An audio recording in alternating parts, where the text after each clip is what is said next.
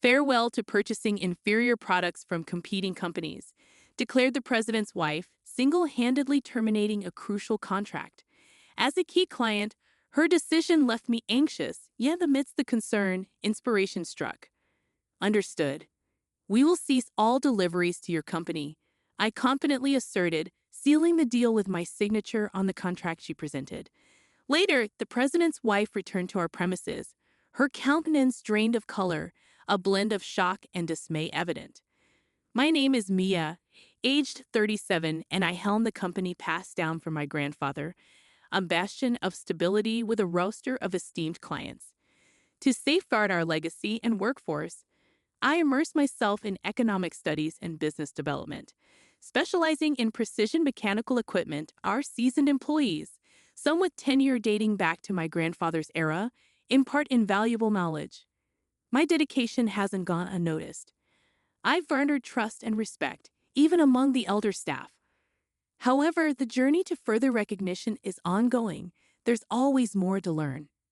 Then, an extraordinary incident unfolded within our midst, the catalyst being the president's wife of a pivotal client. Despite our long-standing relationship, she derided me as a childish girl unfit to lead. Mrs. Brown's unexpected appearance at her husband's year-end gala, where I was invited, marked our initial encounter. After cordial pleasantries, she delivered a disconcerting warning, insinuating potential repercussions for perceived deception. Confounded by her animosity, I observed Mrs. Brown's amiable demeanor with others, contrasting sharply with her demeanor towards me. As the evening waned, I couldn't shake the feeling of unease, pondering the underlying motives behind her hostility. And so, as the festivities concluded, rather than attending the after-party, I retreated to contemplate the unsettling exchange. I resolved to visit my parents' house, seeking insight into Mrs. Brown's perplexing behavior. With both my parents and grandparents residing there, it served as a sanctuary where I often sought counsel from my grandfather. Upon arrival, I extended my apologies for the late hour, met with warm welcomes from my parents, who informed me that my grandfather was still awake. Eager to delve into the matter, I sought out my grandfather to inquire about Mrs. Brown's character. To my bewilderment, my grandfather painted her as an epitome of perfection, a devoted wife unfalteringly supporting her husband, devoid of ulterior motives. Yet, the more I learned, the more perplexed I became regarding Mrs. Brown's demeanor. Days after the eventful party, Mrs. Brown made an unexpected appearance at my company, much to the surprise of my staff and secretary. Her unannounced visit left her waiting, a situation that evidently irked her. Venting her frustration, she chastised my secretary, attributing the company's alleged incompetence to my leadership, a sentiment I found unjustified, given the circumstances. Regrettably absent during Mrs. Brown's visit, I swiftly arranged a meeting to address her grievances. Upon entering the president's office, I anticipated encountering her husband, only to find Mrs. Brown occupying his seat, exuding an air of superiority. Despite this, I extended my apologies for my prior unavailability and expressed a willingness to address her concerns. To my surprise, Mrs. Brown abruptly declared goodbye to utilizing inferior products from other companies, a statement that left me momentarily taken aback. I stood in stunned silence, my expression surely betraying my disbelief as Mrs. Brown leveled her accusations. A company overseen by someone as inexperienced as you simply can't be relied upon, she asserted, citing alleged overcharging and questioning the quality of our products. Her assertions were baseless, prompting me to vehemently defend our pricing and passionately extol the superior quality of our offerings, endorsed by the president himself. Yet Mrs. Brown remained obstinate, refusing to entertain reason, her condescending demeanor grating on my nerves. When pressed about the president's awareness, she revealed her interim role as acting president, granted due to her spouse's sudden departure abroad to address production issues. It dawned on me why the president had been absent from the recent gathering. With finality, Mrs. Brown decreed our impending contract termination, insisting on a prompt meeting the following day to finalize the details. Feeling unceremoniously dismissed, I departed her office, a sense of urgency settling over me. the realization struck hard. Losing Mrs. Brown's company as a client posed a significant threat to our financial stability. Without their patronage, meeting payroll could become precarious. A palpable sense of crisis engulfed me as I contemplated the impending challenge of securing our company's future. Frantically, I racked my brain for strategies to salvage the Imperial contract. The following day, Mrs. Brown punctually arrived at our premises, her demeanor somber as she placed the termination documents on my desk, urging swift action. Refusing to sign without consulting the president, I pleaded for time, only to be met with dismissive remarks about our operations' scale in comparison to their corporate stature. Infuriated by Mrs. Brown's arrogant stance and the abrupt termination, I felt betrayed by the lack of remorse for severing our long-standing ties. Resolute in my decision, I enacted the contingency plan I had devised. In a moment of clarity, I confronted Mrs. Brown. Her laughter at my inquiry met with a steely resolve from my end. With a swift stroke, I affirmed our withdrawal from future dealings, momentarily catching her off guard before she regained her composure, seemingly satisfied with the outcome. As Mrs. Brown departed, her self-satisfied demeanor evident, my secretary and I exchanged polite bows, concealing inner smiles. Reflecting on the situation, I couldn't help but feel a twinge of amusement, contemplating her oversight and hastily concluding the agreement. Following her departure, I extended gratitude to Mrs. Brown's husband via email, expressing appreciation for past collaborations. Moments later, a call disrupted the quiet of our office, signaling the beginning of a new chapter. I found myself caught off guard by the unexpected call, but quickly regained composure upon reading the president's email. Agreeing to his request for a meeting, I awaited his arrival alongside Mrs. Brown, her demeanor displaying clear discontent. Formalities exchanged, the president wasted no time in getting to the heart of the matter. Seated comfortably, I narrated the sequence of events leading to the contract termination, Mrs. Brown's abrupt decision, and my subsequent response. As I recounted my frustrations, the president's complexion paled, immediately offering a sincere apology. Mrs. Brown, visibly surprised by his reaction, attempted to intervene with a sharp rebuke, but the president's resolve remained firm. Against Mrs. Brown's objections, the president insisted on extending an apology, acknowledging the gravity of the situation. With a mixture of reluctance and disbelief, she reluctantly complied, her displeasure palpable. Turning to me, the president earnestly implored for reconsideration, highlighting the significant impact the termination would have on their company. Despite Mrs. Brown's silent disapproval, he continued to express remorse, underscoring their reliance on our partnership. As tensions simmered, it became evident that despite any potential repercussions, our company's significance to theirs couldn't be ignored. With a nod of understanding, I acknowledged the president's plea, signaling a potential pathway to reconciliation. I've already secured contracts with overseas companies to replace it. What's the problem with that? Mrs. Brown maintained her assertive stance. I couldn't help but sigh in exasperation at her demeanor. Witnessing my reaction, the president was visibly shocked, unleashing a furious reprimand upon Mrs. Brown. "You don't understand anything. How could you do this without consideration? We've had a faithful relationship with this company for 40 years. Do you understand the significance of that?" His words fell on deaf ears as Mrs. Brown laughed them off, asserting her disregard for old relationships. "So what? I don't care about old relationships. Cutting ties with this company will reduce costs, allowing us to lower the prices of our own products. It's all beneficial," she retorted, unyielding in her stance. The president's anger only intensified, regretting his decision to let her act as president. In a moment of triumph, Mrs. Brown's phone interrupted the confrontation. Brushing off the call with irritation, her demeanor shifted to panic and confusion. Sensing something amiss, I waited until she ended the call before inquiring about the issue. Seemingly overwhelmed, Mrs. Brown began to mutter about delayed and inferior goods from the overseas company. I couldn't help but mockingly laugh at her distress, explaining that such setbacks were to be expected. Our precision mechanical equipment boasted unique craftsmanship and technology, qualities that couldn't be replicated elsewhere. Confounded, Mrs. Brown demanded clarification. Firmly, I elaborated on the significance of our company's cultivated technology and craftsmanship, emphasizing that our products incorporated techniques unavailable elsewhere. It was a moment of realization for Mrs. Brown as she finally grasped the true value of our offerings. Confidently, I made my stance clear, prompting a shift in Mrs. Brown's demeanor from aggression to frustration and defeat. Maintaining my composure, I faced her with a triumphant expression, observing as she retreated into sullen silence, her demeanor akin to that of a sulking child. Curious about the motivations behind her actions, I pressed Mrs. Brown for an explanation. With a defined attitude, she began to unravel her intentions, her desire to pass the company to her son conflicting with her husband's plans.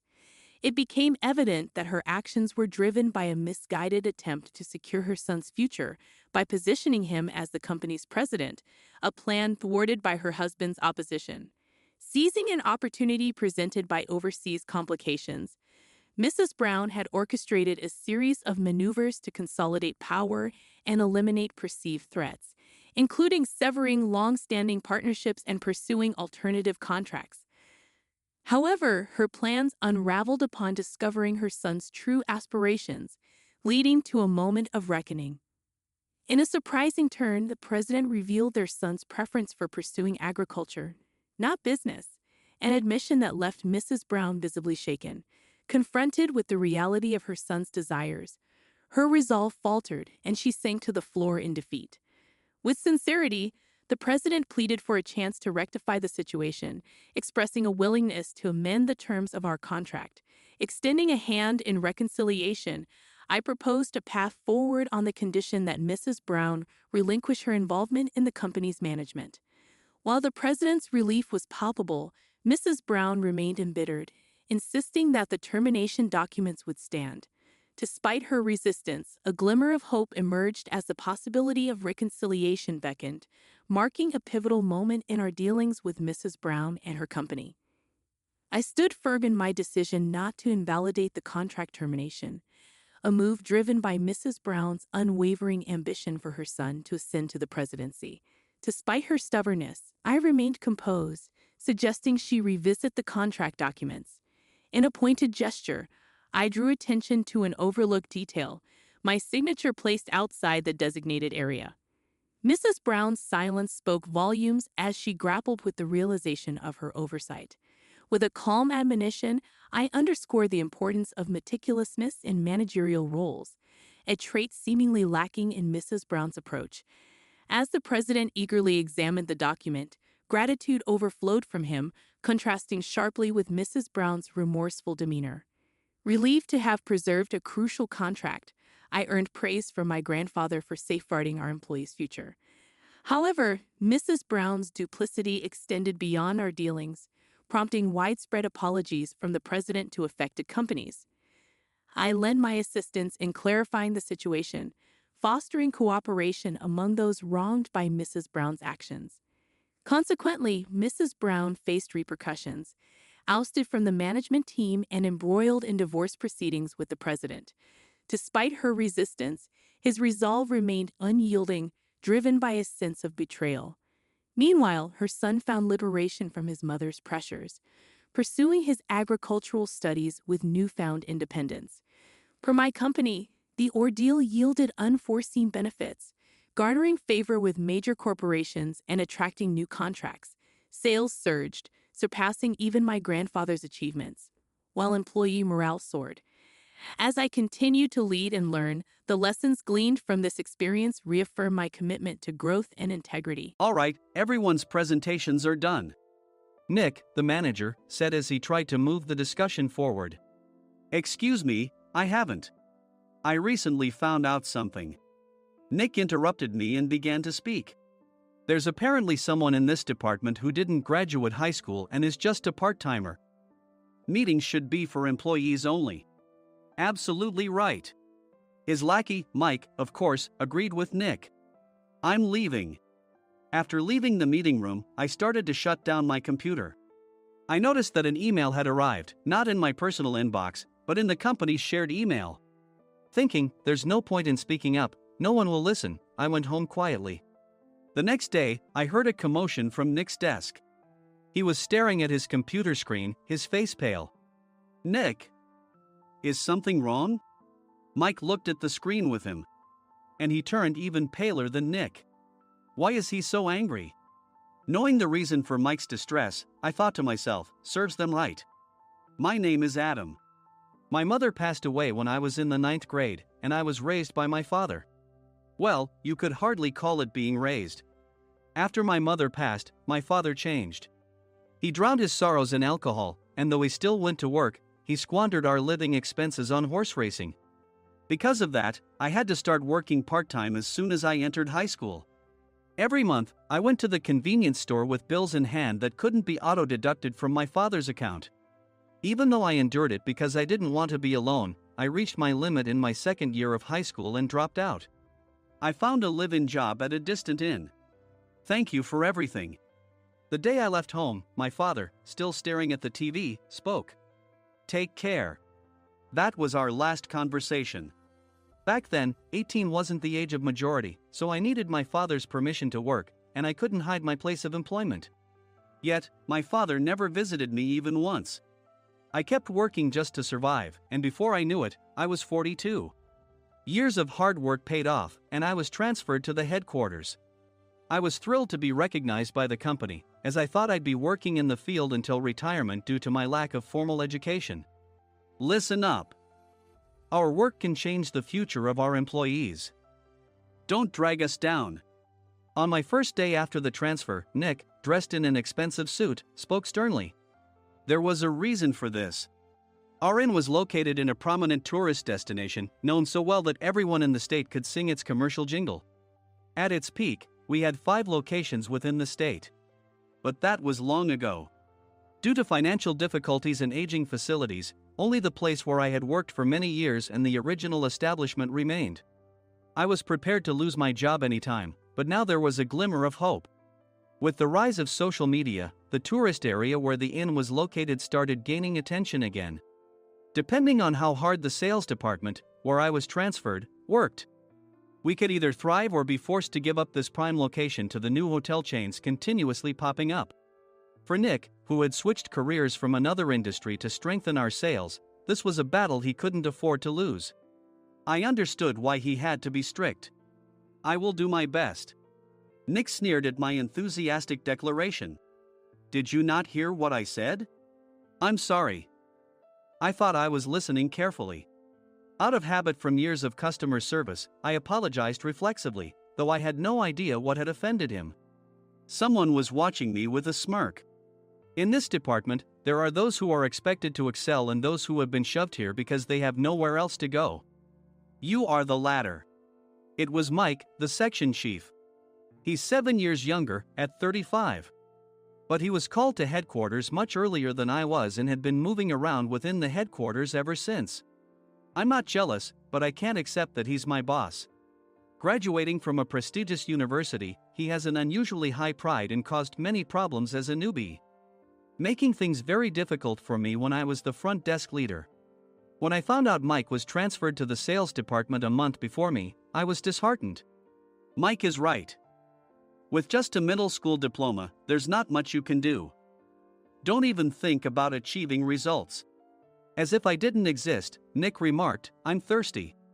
Mike eagerly ran to the coffee maker. It seems Mike is Nick's lackey. I regretted being happy about my transfer to headquarters, wishing I had stayed on site forever. Send a direct mail to every company on this list by the end of the day. Nick only assigned me tasks that even a new graduate could handle. What? There are over 1,000 companies. You want me to send to all of them by today? Yes, if you and your fellow misfits split the work, even those with nowhere else to go should finish by today. I glanced at the employees typing away expressionlessly. They were worn out from customer service, only thinking about leaving on time, or were women reassigned after having children, with zero motivation for work. Even Sam, a new graduate from the same university as Mike, who was supposed to be among the expected achievers, had no enthusiasm for the job, having joined the company wanting to do customer service. I don't care what they say, I plan to quit any time, he said. Only Nick and Mike were highly motivated, making all the decisions between the two of them. I originally only wanted to work at the inn to survive and had no particular attachment to this job. I swallowed my words, thinking I had no right to reprimand them. About a month after the transfer, Nick told us with a frustrated look. To commemorate the 50th anniversary, we've decided to create a plan exclusive for one group per day. Originally, Mike and I were supposed to come up with it, but our president, Mr. Thompson, insists on hearing everyone's opinions. So, you all get a chance. As Nick explained, Mike began handing out prints. Make sure not to embarrass Nick. If your ideas are half-baked, you'll have to redo them. It seemed that they had printed his handwritten notes by Mr. Thompson, which included several questions and a section for free responses. It made sense why Nick had to seek our input, given that all responses had to be submitted to Mr. Thompson. We were given a week to think about it, and a meeting was scheduled to compile our ideas. My plan is to let guests enjoy both the old and modern America. Nick began the presentations. Guests would watch a master confectioner at a nearby traditional sweet shop make sweets in front of them. The welcome drink would be premium tea in a bottle. Nick's plan was certainly attractive. After his presentation, Nick called on us to present in the order we were seated. Just as I stood up for my turn. All right, everyone's presentations are done. Excuse me, I haven't. I recently found out something. Nick interrupted me. There's someone in this department who didn't graduate high school and is just a part-timer. He was likely talking about me. I joined the company as a part-timer and was made a full-time employee when I turned 20. That was 20 years ago, so Nick and Mike probably had no chance to know until recently. Meetings should be for employees only. Absolutely right. After that, Nick kept creating opportunities to solicit everyone's opinions, purposefully excluding me from speaking. The meeting unexpectedly heated up and went past the scheduled end time. A few people asked to leave, and the discussion continued with the remaining few. Still here? Normally, you'd leave in that situation. Though I had no attachment to the job initially, hearing kind words from customers made me want to make them happier. For someone like me, with nowhere to go, the inn was my home and customer service was my life. I felt pathetic about my current self. I'm leaving. I left the conference room and started shutting down my computer. I noticed an email had arrived, not in my personal inbox, but in the company's shared email. Thinking no one would listen to what I had to say anyway, I quietly went home. The next day, while preparing the DM as instructed, I heard a commotion from Nick's desk. In his haste to stand up, he hit his knee on the desk. He stared at his computer screen, his face pale. Nick! What's wrong? Mike, thinking he should be the first to rush over, approached Nick while still wearing his coat. He peered at the screen with Nick. And he turned even paler than Nick. Why is he so angry? Who is responsible for this company? Nick, more irritated than ever, asked, and Mike answered without checking. Probably Sam. Sam wasn't there because he was attending a morning training session for new hires. Nick gave up on getting angry and returned his gaze to the screen. They were looking at an email that arrived right after the end of the working day yesterday. Apparently, no one, including me, had checked it before leaving. The email was from a large company that used us for their annual employee trips. The president and executives of that company also frequently used our services personally. President of the company, Mr. Mason himself, had declared that neither he nor his company would ever use our services again. Well, some companies cancel their employee trips or stop using our services due to financial struggles. Let's just move on. Mike kept wiping the sweat from his forehead with a handkerchief. Knowing why Mike was so agitated, I quietly watched their interaction. Do you know how much revenue we get from that company? We can find other guests to fill the rooms, but we'll lose the banquet costs, gift shop revenue, rental car fees, and more. Moreover, the gifts were supposed to be prepared by the traditional confectionery shop involved in Nick's proposed plan. If it's known that we incurred such a huge loss at this critical time, Nick's position in the company would be jeopardized. Nick took a deep breath, seemingly trying to calm himself. All right, Mike. Go to New York right now and apologize to Mr. Mason. What? You're coming with me, right? I have urgent work to do. I trust you, which is why I'm entrusting this to you. Please. Mike, believing Nick's sincerity, agreed with a determined look on his face, saying, yes. That's Nick for you. Even if Mike went to apologize, Nick would shift all the blame onto him if the client didn't change their mind. Well, it was Mike's fault to begin with, so it served him right. About 3 hours later, Sam answered a call from somewhere and repeatedly apologized, saying, I'm very sorry. Everyone watched to see what was happening. After ending the call, he informed Nick with a weary tone. When Mike arrived at the client's company, he only made things worse, further infuriating Mr. Mason. He was demanding, get his boss here immediately. It was no wonder Sam was exhausted, dealing with such a call right after returning from training. What is that idiot doing? All right, Adam, you're coming with me. If sacrificing Mike didn't work, then I must be next. Normally, I'd want to refuse at all costs, but I saw an opportunity in this situation.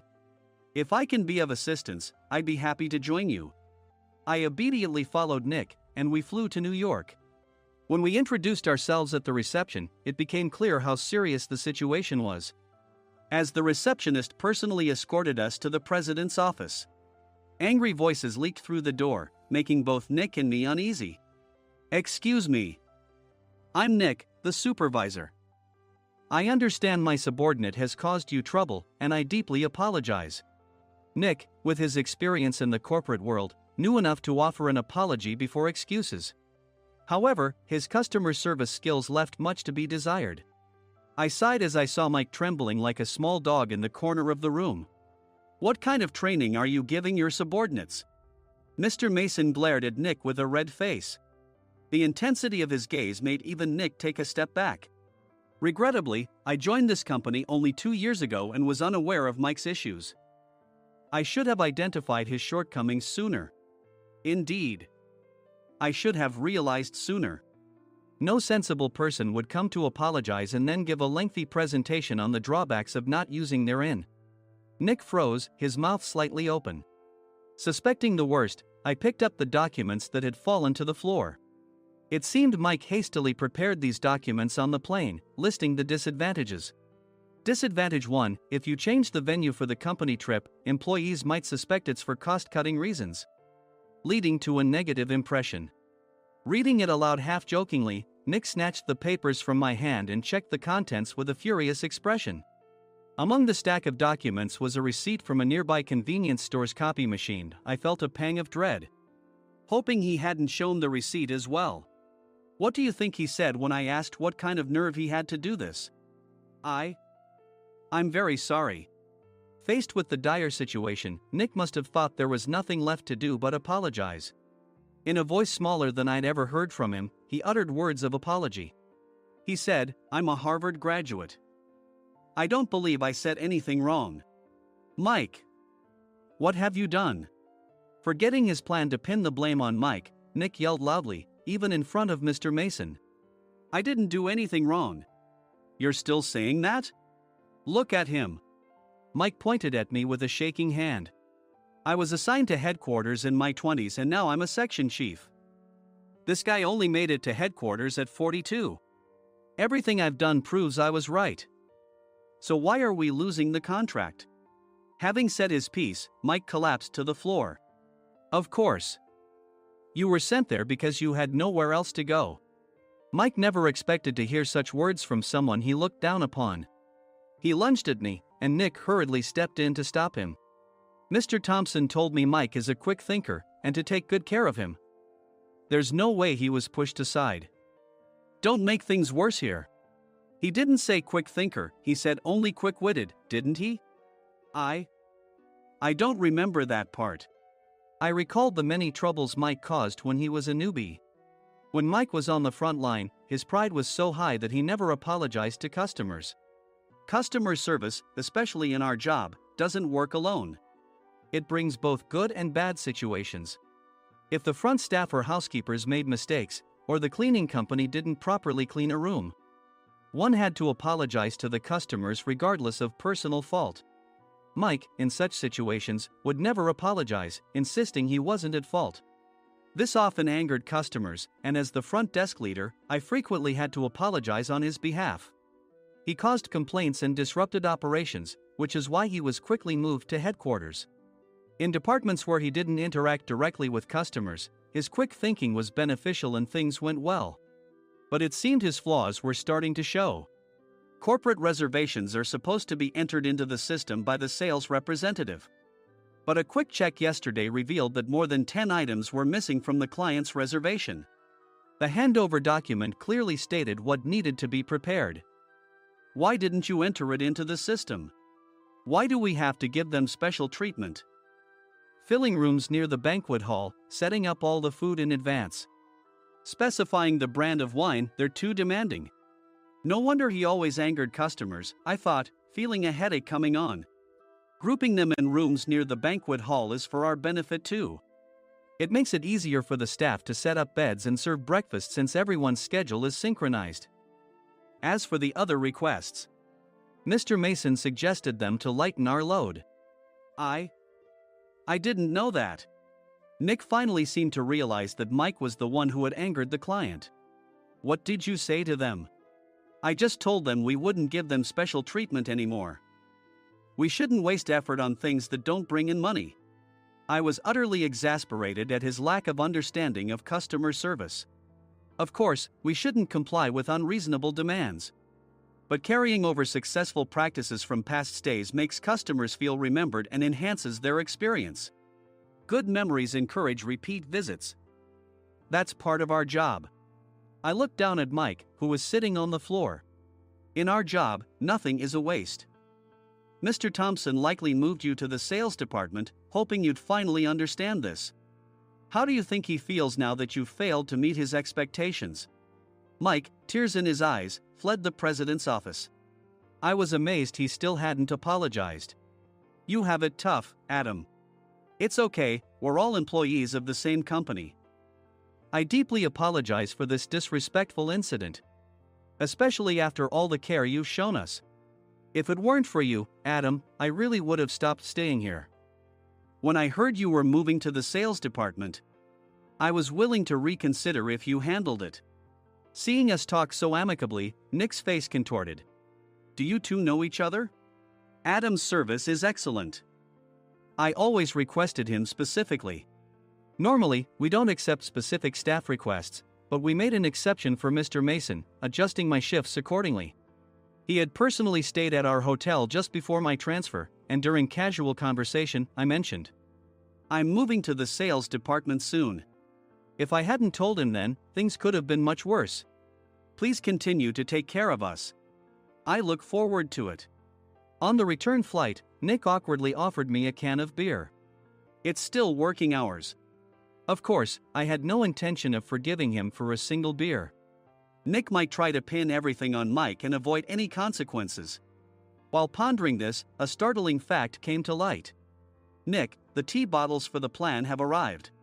I handed Nick a bottle labeled with our inn's name. They look good.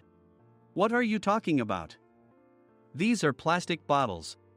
I had assumed we would use the trendy, high-end bottling tea. But what arrived were ordinary plastic bottles of tea with customized labels. The only unique aspect was the label, which had the inn's name, making it look customized. Upon further investigation, I discovered that a substantial amount of money was set to be paid to the tea company. It was priced like bottling tea. Does this plastic bottle really cost $100 each? The tea inside is specially blended for us. The extra cost is for that. Wouldn't it be better to use another tea company? Or is there a specific reason we must use this one? As Nick continued to make excuses, I showed him a printed email. I informed the tea company's president, Mr. Mitchell, that we discovered irregular payments and he confessed. He said you two were high school classmates and planned to split the extra money. That idiot. Why did he confess? That's not important. You should worry about yourself, this could turn into a police matter. Opening the bottle cap, I suggested. How about calming down with this tea? It supposedly has a relaxing effect. Nick drank the tea frantically. In the following days, decisions were made about their fates. Mike was reassigned to the General Affairs Department, with no chance of transfer or promotion, as per Mr. Thompson's orders. As for Nick, since the payment to the tea company hadn't yet been made, he narrowly avoided legal trouble. Instead, he was encouraged to leave the company, and to avoid further complications, Nick submitted his resignation. Rumor has it that connections between HR departments have made it difficult for him to find new employment. Even though it was good to have those two gone, something unexpected happened in the sales department. Everyone became motivated and united in refining the 50th anniversary plan. In the end, my plan was adopted. We collaborated with the Tourist Information Center to provide personalized guides. The plan, tailored to the number of guests, was truly special for the 50th anniversary. Hey, is Adam's family coming to stay? I immediately booked that special plan for my family. Sam noticed it on the reservation list and quickly picked up on it. Yes, I'm inviting my father. That's great. I might invite my parents too. I lacked the courage to face my father just as Adam. But here, with the confidence Mr. Mason praised, I felt ready. The 50th anniversary plan was a perfect opportunity to reconnect with my father. I hoped to bring back the days when we could laugh together as we once did.